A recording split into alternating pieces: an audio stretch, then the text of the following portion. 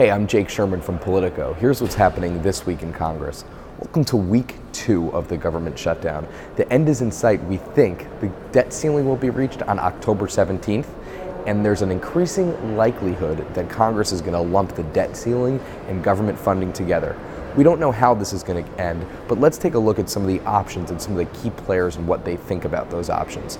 John Boehner, the Speaker of the House, wants to craft a big fiscal deal. He wants to lump the debt ceiling and government funding into one package with some budgetary reforms and pass it through the House, the Senate, and get it signed by President Obama.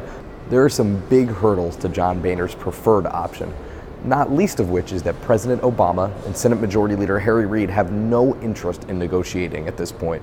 So somehow John Boehner has to break that fever and then craft this big package. There's not much time left on the clock, so some people in John Boehner's orbit thinks that he will pass a short-term CR and a short-term debt ceiling hike to bridge the gap between these deadlines, which are upon us currently, and the time to craft one of these big fiscal deals.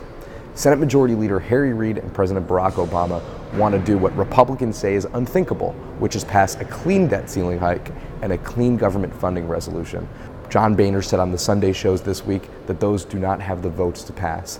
It's unclear if that will happen. The important thing to look out for this week is how members of Congress feel when they return back from the weekend. A lot of members of Congress went home to their districts Sunday and Monday to talk to constituents, and if they come back and their constituents are fed up of the government funding fight, are fed up of all this partisan bickering, you might see a movement to end this debate very quickly. But all signs point to right now both sides being dug in. Stay tuned to Politico.com to developments on all these fronts. I'm Jake Sherman for Politico. Thanks for watching.